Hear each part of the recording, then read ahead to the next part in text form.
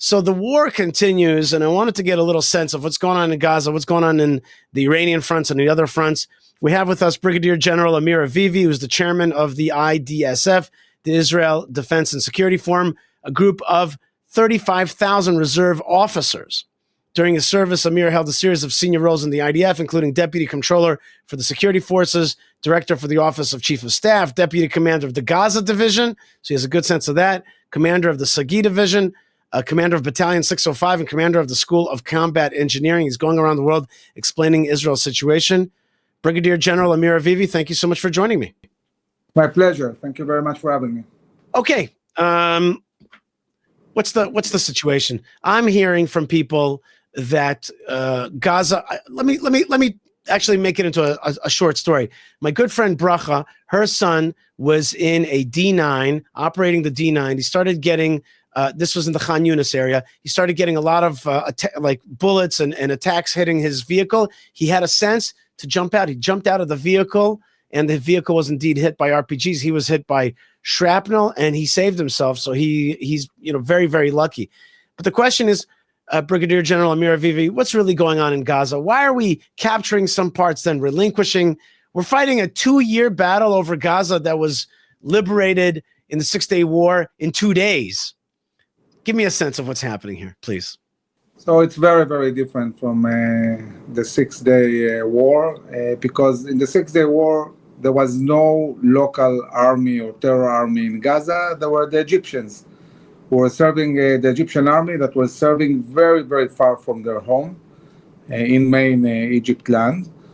And when they saw the collapse in the Sinai Peninsula of the Egyptian army, they pretty much, fled away because they were about to be completely surrounded in the Gaza Strip. They live in mainland Egypt, so they went home, and there were no tunnels, there was no, all this terror infrastructure we see now. But since Oslo, 30 years ago, we've seen a constant buildup of terror infrastructure in the Gaza Strip. And today, before the 7th of October, the whole Gaza Strip had huge infrastructure of tunnels connecting all of Gaza underneath with tens of thousands of rockets, an endless amount of missiles, rockets, and so on, and tens of thousands of terrorists. It's an organization bigger than ISIS in a very small and fortified area, and people are fighting in their home, their neighborhoods. The whole Hamas army, as we dealt with from the 7th of October, was based on companies and battalions and platoons that are based on the local people that are fighting in their own neighborhoods. They know the neighborhood, they know all the tunnels, everything is interconnected, a lot of explosives, a lot of capabilities, a lot of munition, a very, very complex warfare. I don't think there is any army in the world that faced such a complex environment as the IDF is facing now. At the beginning of the war, we were saying all the time, but it's 2 years, what I've been doing in the last 2 years, We have to remember that from the very beginning, we fought on 7 different fronts. And the big question is, how do we maintain, the army in readiness to fight Hezbollah and Syria, and a lot of operations in Judea and Samaria also. And at the beginning, we lacked equipment, we lacked munitions. We started attacking very fiercely North Gaza with the divisions we had, because we kept many divisions in the north. But 2 or 3 months into this strong fighting, the previous American administration said, "That's it. We don't want this war anymore. We want it to end, and we're not willing to give you munitions, and we're not willing you to go to Rafah and Philadelphia." And we found ourselves in a very complex situation, trying to continue fighting in Gaza, but not able to really do it on a full scale because we didn't have the support of the US. Also looking at the fact that we knew we'll have to take the whole army to the north to fight Hezbollah, and we didn't know how big this war will be. So the decision was to do raids, going in and out and dismantling the infrastructure of Hamas, but not conquering the whole area, because if we would have really invested the whole army in Gaza, we wouldn't have forces for the north. we shrink the army to such an extent that we couldn't fight on both fronts. Right. So there were many issues, and I can say that maybe for the first time in this whole war, after defeating Hezbollah, after the fall of Syria, after defeating Iran, it's the first time in the war that we're actually able to concentrate on Gaza. Seriously. Mm-hmm. So what do you expect? Do you expect a kind of serious operation? And also, like, one of the things that I've felt upset about is that I've never heard Prime Minister Netanyahu say with clarity that we're going to hold on to Gaza. And in my mind, there's really nobody else who's going to be able to govern Gaza. And you can't have a really strategic fight without a strategic goal. And one of the things I wanted to throw at you was, whenever we conquer a piece of land, it's Israel's forever. We're going to hold on to it forever. From now on, that's just a policy that the Arabs will understand, the jihad will understand. This is the rules of the Middle East. You attacked us, you lost land, that's it. Allah Alech, as we say in Hebrew. Like, yeah, that's it. You lost it forever. Do you get a sense? So you're saying something very interesting. You're saying this is the first time we can really concentrate on Gaza fully, and therefore, what is the? Okay, so now I want to explain the dilemmas, and I've been really speaking to the top echelon of the army. So what I'm saying is really with an in-depth understanding of the dilemmas and what's going on the ground. Okay. So basically, we are on the verge of conquering 75% of the Gaza Strip. And when I say conquer, it means conquer. This is not going in and out. This is taking over the areas and completely destroying all the infrastructure. In this 75%, no Gazans, no tunnels, no houses, because they're all booby trapped, so we have no choice. We have to destroy them. And we are getting into a situation where the whole Gazan population is in an area of like 25% of Gaza along the shore. So part of them are in the western part of the city of Gaza along the shore. Part of them are in the central camps along the shore. And part of them are in El Mawasi, this humanitarian zone, which was, by the way, Gush Katif. The Jewish communities of Gaza. Right. So all this 1.5 million, 2 million, 1.2 million, I don't know how many there are really. But the whole Gazan population has been pushed to an area which is about 25% of Gaza.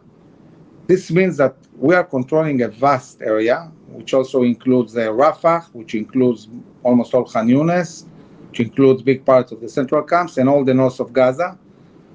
And because we are conquering the area and completely cleaning it from terrorists and terror infrastructure, the fighting in certain occasions is serious. You are fighting in the heart of where terrorism is. So the fight in some occasions is fierce. But the IDF is overcoming all of that, is moving forward. 75% of Gaza is in our hands. And now, the big question, and this is what the Chief of Staff has been saying in the last few weeks. He said, look, I'm achieving my goals. You said to me, you want me to conquer 75%. This is what the cabinet instructed him. What's next? What's the next step? So we have several options, and these options have advantages and have disadvantages. And I must say that in these options, there is no right or wrong. There are options, and we need to consider them. So, first thing that is being discussed, are we reaching a hostage deal or not? Mm-hmm. I think that both the American administration and Netanyahu, they want a hostage deal, although it has a terrible price, okay? I mean, these 60 days that Hamas is going to get, they're going to booby trap the area, they're going to regroup, organize. So, but on the other hand, you will get half of the hostages. This is very, very meaningful. So again, there is no right or wrong answer. I just want to just ask you, when you say meaningful, do you mean it's meaningful? Do you mean it's meaningful? Oh, excuse me about that. Just 1 second. Do you mean that it's meaningful for Israeli society, or do you think that it's meaningful for Israel? For as a general, are you saying that? It's meaningful for the Israeli society, which values life of their own people. And it also will facilitate for the army to operate, because the army is not going into areas where you have hostages, not to endanger their lives. So it will give more freedom of operation to the army. But Amir Avivi, I know this is a tough issue, so I just want to get into it for a second, because I think it's a question that a lot of people have. Like, okay, the army is not operating in full strength where the hostages are, but isn't that exactly the point of the hostages from the other side? Are they not limiting our ability to actually fight using this? Like, are we not inside the script of Hamas when we fight like this? With so much concern about the hostages, we lose soldiers, right? We've lost 800 soldiers throughout this process. The hostages that were released were, debriefed to understand, what they went through, who was holding them. And for these debriefs, we understood the level of extremism of some of the groups that are holding hostages, which won't hesitate to kill them, if the army gets too near. So yeah, we're in a big dilemma. I mean, so you have to balance between the fact that you want to destroy Hamas and you want, on the other hand, to bring back the hostages. And there is no right or wrong here. It's a very complicated issue. But it's also not just dependent on us. It depends on Hamas. I mean, Hamas is not agreeing to a hostage deal at the moment. Well, because so the question is what's next. Isn't one of the things that that Israel is demanding is that we do not end this war? We do not agree that this war is finished, right? Isn't that the big thing that Hamas is pushing for? They want to see us leave. It's over. So I think that the way even the army is looking at it, the army doesn't want any long-term agreement and doesn't want an end to the war. Mm-hmm. The army says, let us control this 75%. We are completely, we have operational control also of the 25%, because, we're controlling it from the air. We occasionally do raids. We are able to contain this and continue degrading them systematically. So what are our options? Okay, I'm putting aside for the moment the hostage deal, and let's look at the big picture. The big picture is... One more question before you get to the big picture. I want to hear a big picture very much. Just wanted to ask you, I saw a story that says Hamas is rebuilding its command and communications infrastructure. The new commanders in Gaza City and other several areas are able to get orders to terrorists in the field, which is why there have been not only an uptick in Hamas terror attacks in Gaza, but also more aggressive and coordinated tactics. There have been very successful attacks against Israeli soldiers recently. There is a sense that the army is asserting that overall command and control in Gaza collapsed. There is no real organization operating in Gaza. You have pockets of local resistance, of guerrilla fighting. The only maybe person who nobody heard of before, Azadin al-Haddad, which is the brigade commander of the Gaza city, is hiding in a tunnel, knowing that the moment he gets out, we'll kill him. He's not really able to command and give commands on an everyday basis to other parts of Gaza. So it's fractured. And you have this local, company commander or battalion commander or things like that. And the real leadership of Hamas that remained is the ones that are not in Gaza. So one big question is, what do we do with them? Isn't it time to destroy them? Or isn't it time to encourage the U.S. to demand that all of them will be extradited to the U.S.? If we want to put real pressure on Hamas, at this stage, the one pressure you can put on them, because they're the ones taking decisions, arrest them or kill them or threaten them. And at the moment, they're, like in Hebrew, etrogim. Right, they're protected, they're safe, they're sitting there in Doha, Qatar. Yeah. And we need to change this. We need to start. I mean, the moment you destroy the leadership of Hamas, which is out of Gaza, there is no Hamas. I mean, they will not have any interviews. Nobody will be able to speak because inside Gaza they are, hiding in tunnels. They cannot really do anything. Right. So this is one big issue. The other big issue is what do you do with the Gazans? And you have two options. One option is say, you know what? We push them into this 25%. They're along the shores. We surrounded them. We are controlling them. They don't have any serious capabilities anymore to endanger Israel. We'll continue all the time, hunting them until they say that's it. We want to surrender. We want to lay down our weapons, even if it takes 4 years. But if you really draw the line of this 75% and say this is the new border of Israel, we took, as you said before, Yishai, we took the area. That's it. It's ours. But you took this 75%, leveled down everything, said, okay, this is the new border, okay? And then you don't need so many divisions and so on. You need to control this area, and you need a lot of air power and so on to control this remaining 25%. What do you get of this kind of strategy? You are not responsible for these people. You don't have to pay for their food. It's still Gaza, but it's only 25% Gaza. So you took from them a huge area, okay? And you are controlling them with fire, but you have no responsibility. You simply shrink Gaza to 25%. And, by the way, surrounded them completely, no ability to smuggle, no ability to rebuild anything, and that's it. The other option, which is now being pushed, is no, let's take all these people and move them to Rafah, to an area that is controlled by Israel. Now, just to build this area is 15 billion shekels. And then if you move them to this area, you are responsible to pay also for the food and everything.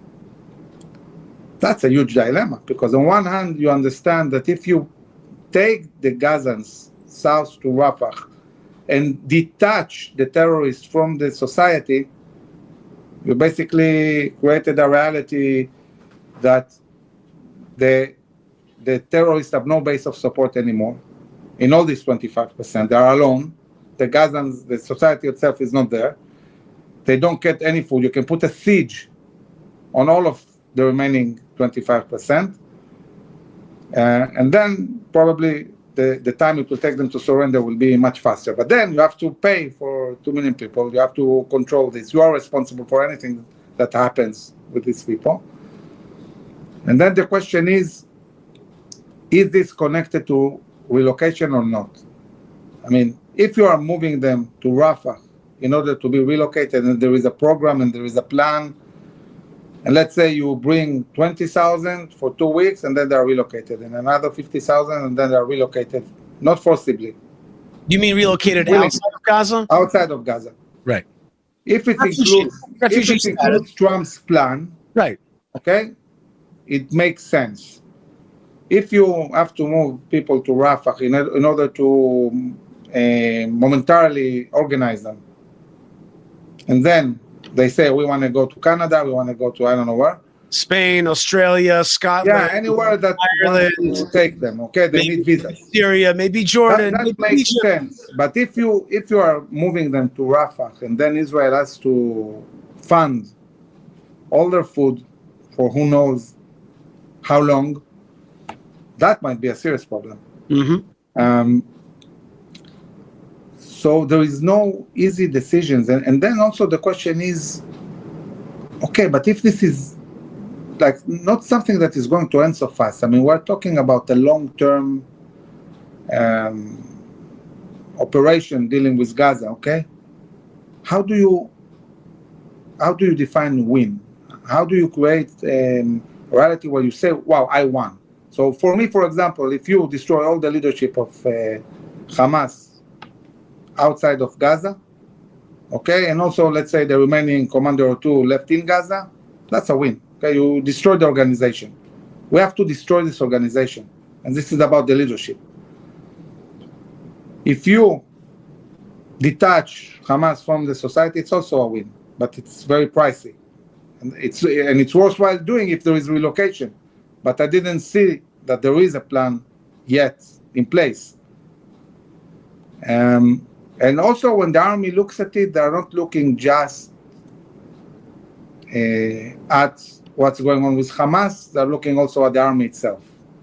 I mean, we don't want to sustain years and years of telling our reservists to do 500 days, reserve.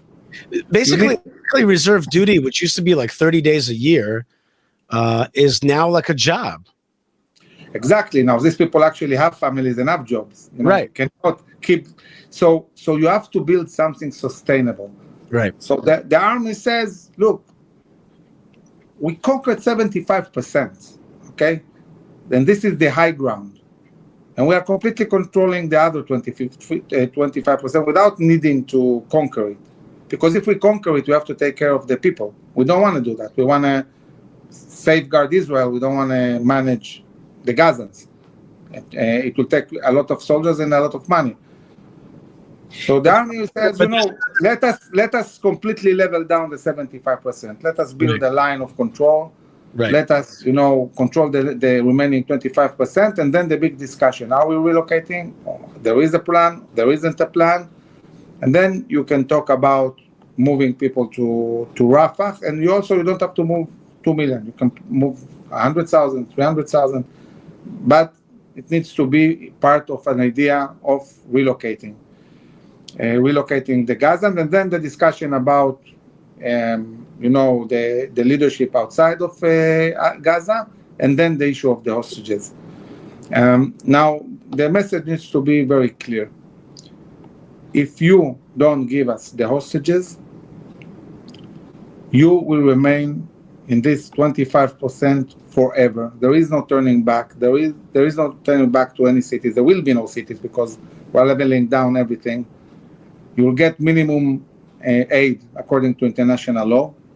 You have no future. You'll stay in this stance, until you lay down your weapons and give us the hostages.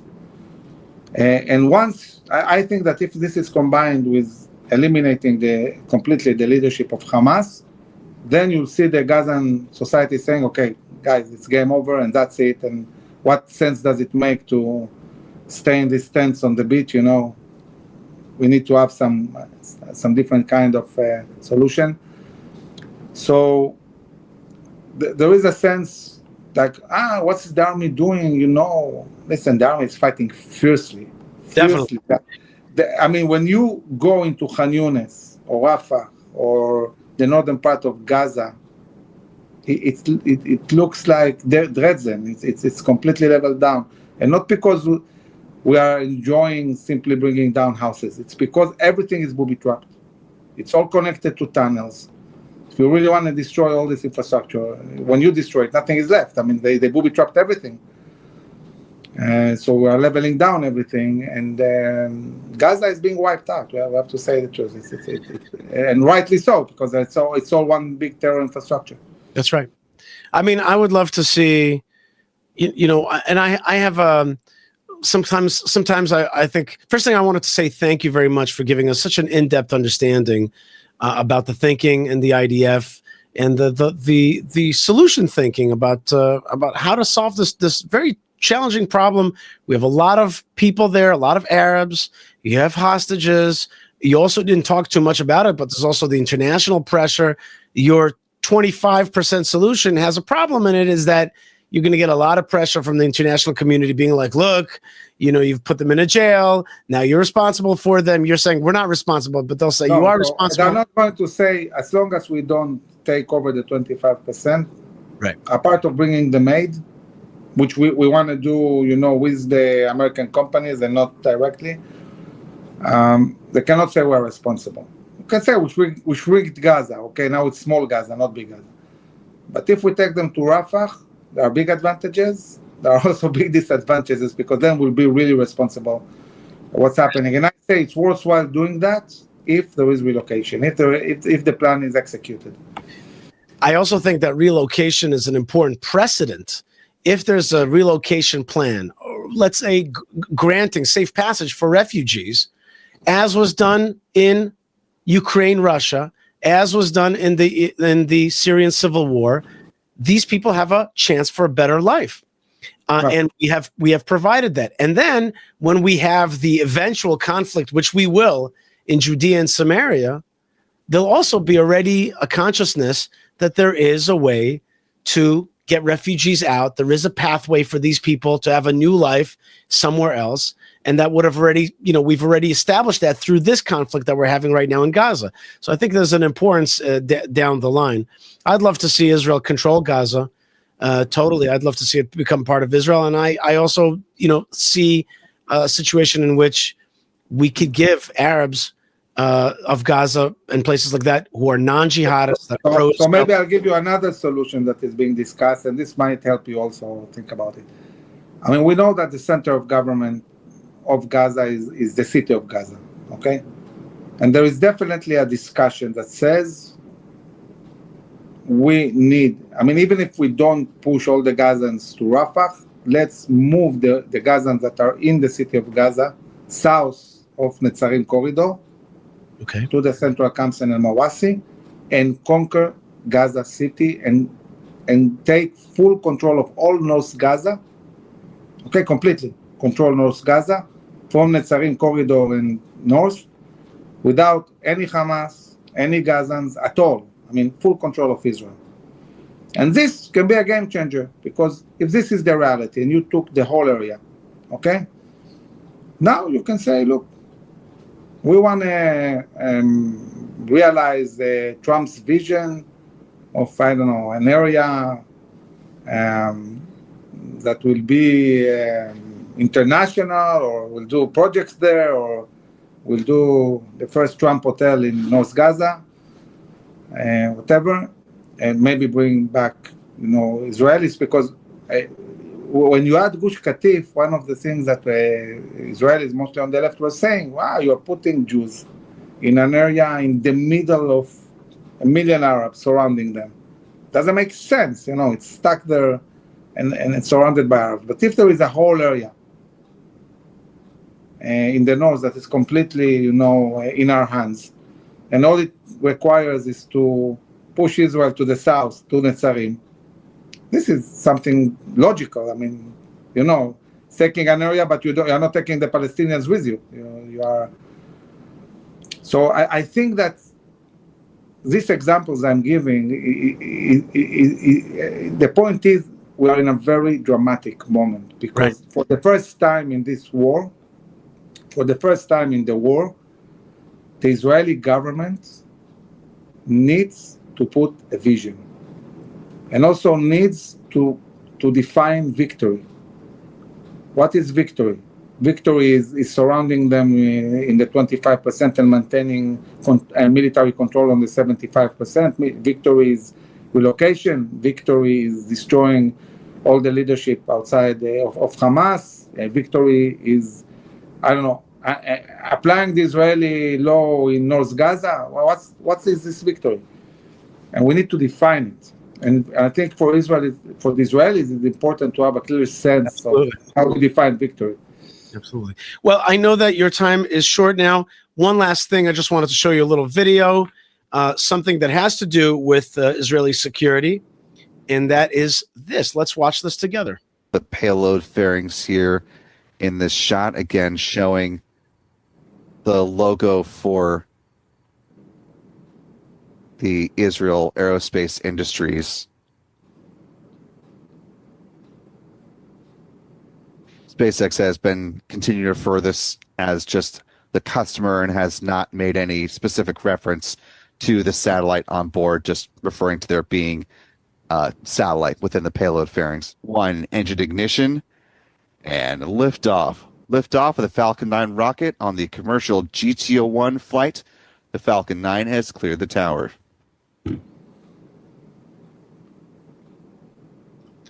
All right, so here we're seeing a SpaceX's Falcon 9, a satellite launcher at Cape Canaveral, Florida, taking up Israel's Dror 1 national communications satellite.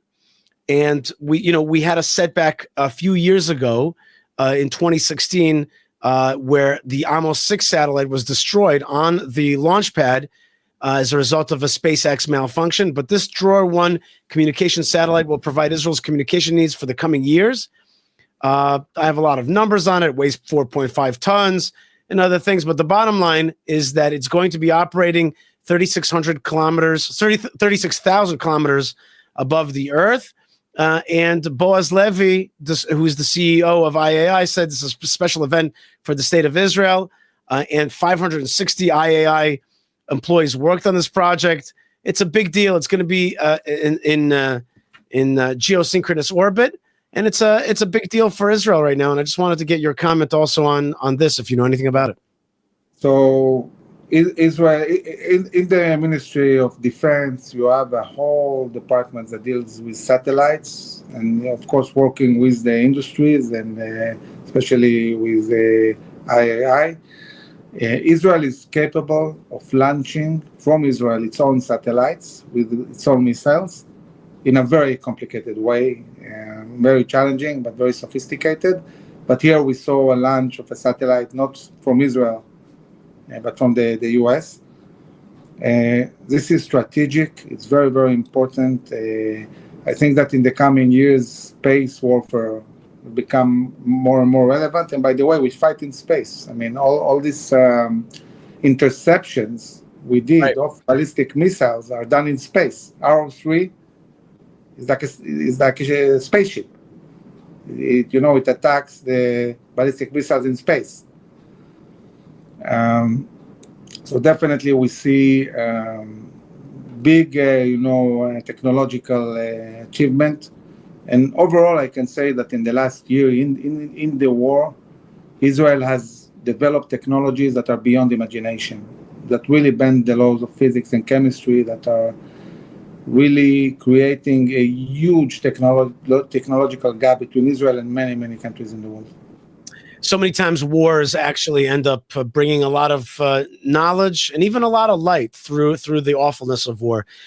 Brigadier General from the reserves, Amir Avivi, chairman of the Israel Defense and Security Forum, what we call the Bitchonistim in Israel, a group of 35,000 reserve officers, giving a nationalist perspective to Israeli defense, and also one of your other videos that you can find on your channel, also not only just about defense, but also about the historical, national, indigenous values of the state of the land of Israel to the Jewish people and the miracle of the rebirth of the state of Israel. I want to thank you so much for being with us today. Thank you very much. All right. That was a very important conversation we had with Brigadier General Amir Avivi. Gave us a lot of insight into real thinking about what's happening in the echelons of the decision makers at the IDF.